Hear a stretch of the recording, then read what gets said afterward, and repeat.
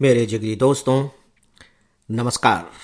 Friends, आज मैं एक बहुत ही महत्वपूर्ण विषय पर बात करने जा रहा हूं। दरअसल एक विषय पर मेरे पास लगातार, मैं रोजाना तो नहीं कहूंगा, लेकिन सप्ताह में दो तीन मेल तो आ ही जाते हैं। और यह सिलसिला मुझे लगता है कि पिछले 3-4 महीनों से तो बना हुआ है। लेकिन पिछले सप्ताह मुझे इसी विषय से संबंधित जब एक मेल मिला तो सच पूछे मैं अंदर से डिस्टर्ब हो गया। डिस्टर्ब हो गया का मतलब ये नहीं कि मैं कोई दुखी हो गया या कोई बहुत चिंतित हो गया, बल्कि इस मायने में डिस्टर्ब हो गया कि नहीं, इस पर मुझे तुरंत बात करनी चाहिए। लेकिन मैं ऐसी स्थिति में नहीं था, क्योंकि आप जानते हैं पिछले सप्ताह मैंने व्यस्तता सीरीज पर आप लोगों से बहुत विस्तार के साथ बातें की हैं। उसे मैं बीच में छोड़ नहीं सकता था। फिर मुझे लगा कि नहीं, अब इस विषय पर और ज़्यादा देरी नहीं की जानी चाहिए। तो दोस्तों, अब मैं उसी विषय पर बात करने जा रहा हूं। लेकिन इससे पहले कि मैं विषय आपको बताऊं, मैं आपको विश्वास दिलाना चाहूंगा कि मैं जिस विषय पर बात करने जा रहा हूं, नो डाउट कि मैंने इसका जो सूत्र पकड़ा है बीज के रूप में, वह एक प्रिय श्रोता के मेल से पकड़ा है। इस रूप में आप कह सकते हैं कि वह उनकी समस्या है।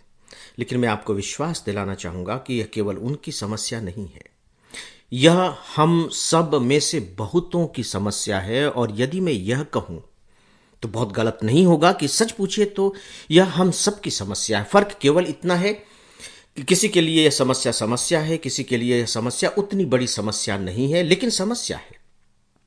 देर सबेर, एकांत में, भीड़ में, कभी न कभी वो इस समस्या से जूझते हैं। लेकिन चूंकि दूसरी समस्याएं उनके सामने इससे बहुत बड़ी होती हैं, तो उन बड़ी समस्याओं को सुलझाने में लग जाते हैं और इसे छोड़ देते हैं। तो फ्रेंड्स, सबसे पहले तो मैं आप सबसे ये अर्ज करना चाहूंगा कि प्लीज इसे ध्यान से सुने। दूसरी बात, सुनने के बाद मुझे अपनी प्रतिक्रिया से अवगत भी कराएं।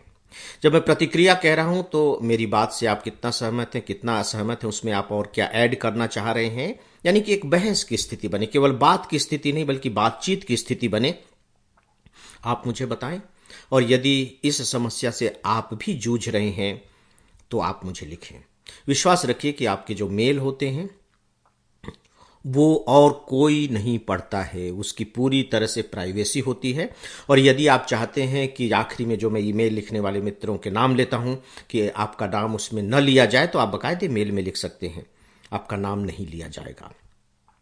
लेकिन मैं चाहता हूं कि इस विषय पर हम बहुत जीवंतता के साथ बात करें, बहुत ही लाइव इंटरेक्शन हो, एक जीवंत अंतरक्रिया हो। राइट फ्रेंड्स, तो आइए अब सबसे पहले मैं आपको बताऊं कि मेल किस तरीके का था। किसने लिखा था यह बताने की जरूरत नहीं है। आप अपनी तरफ से इमेजिन कर लीजिए कि लिखने वाला पुरुष भी हो सकता है, स्त्री भी हो सकती है, यानी कि मेल फीमेल, लड़का लड़की कोई भी हो सकता है। चूंकि मैं अब पुरुष वर्ग से हूं तो स्वाभाविक तौर पर मैं जो बातचीत करूंगा वो पुरुष को लेकर के ही करूंगा। तो मेल में उन्होंने लिखा कि किसी कारण से वो बहुत बुरी तरह से हीनता की ग्रंथि से ग्रसित हैं, इतना अधिक ग्रसित हैं कि उन्हें घर से बाहर निकलना अच्छा नहीं लगता, फिर किसी से बातचीत करके अच्छा लगे सवाल ही नहीं पैदा होता। जिंदगी बिल्कुल जैसे कि नर्क हो गई हो, चारों तरफ अंधेरा ही अंधेरा दिखाई देता है, लगता ही नहीं है कि मैं कुछ कर सकता हूं। ऐसे में मैं क्या करूं। और भी मेल, उसमें और भी बातें लिखी गई थी, लेकिन वो मेल के जो अक्षर हैं उन्हें मैं धधकता हुआ, धड़कता हुआ देख सकता था, महसूस कर सकता था। मतलब उस मेल में जो ईमानदारी दिखाई दे रही थी, जो संवेदना दिखाई दे रही थी, उसी ने मुझे डिस्टर्ब किया था। और ऐसा होता है, याद रखिए कि आपके जो अक्षर हैं वो मृत नहीं होते, मृत जैसे होते हैं, उन्हें पुनर्जीवित करना पड़ता है। तो मैं देख रहा था कि वो अक्षर मेरे सामने पुनर्जीवित हो उठे थे। तो दोस्तों, उनकी समस्या क्या है? उनकी समस्या है इंफीरियरिटी कॉम्प्लेक्स की। और उस इंफीरियरिटी कॉम्प्लेक्स से वो इतने बुरी तरह से ग्रसित हो चुके हैं कि इन्हें बाकी इतनी खूबसूरत, इतनी विराट और विशाल दुनिया बेकार लग रही है। Inferiority complex. अभी इंफीरियरिटी कॉम्प्लेक्स क्या है?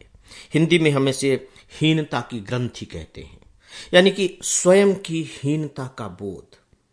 कॉन्फिडेंस से इसको मत मत जोड़ करके देखिए। जिसमें हीनता का बोध होगा उसका कॉन्फिडेंस लेवल तो अपने आप नीचे होगा ही होगा। लेकिन हीनता और कॉन्फिडेंस, दोनों, कॉन्फिडेंस की कमी और हीनता का बोध दोनों एक नहीं है, इन दोनों में फर्क है ना। तो आप दोनों को एक में मिला करके अगर देखेंगे तो गड्ढम गड्ढ चीजें हो जाएंगी।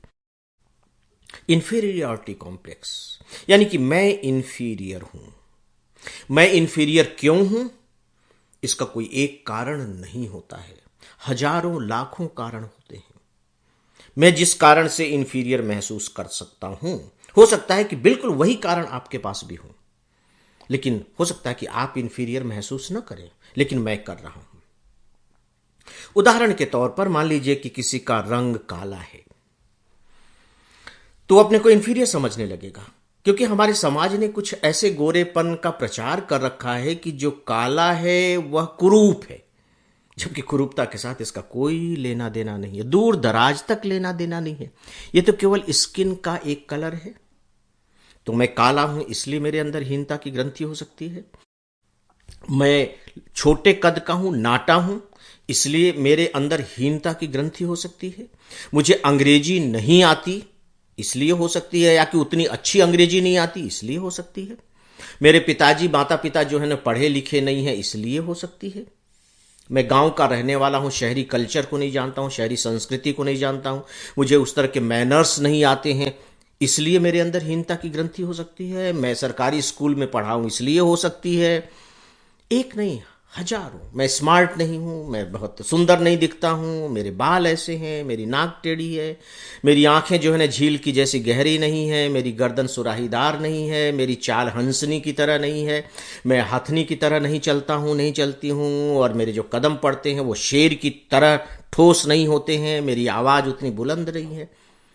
एक नहीं, हजारों। दोस्तों, हजारों नहीं, लाखों। इनमें से कोई भी, और इस ये सूची बहुत लंबी है, कोई भी किसी के भी हीनता का कारण बन सकती है।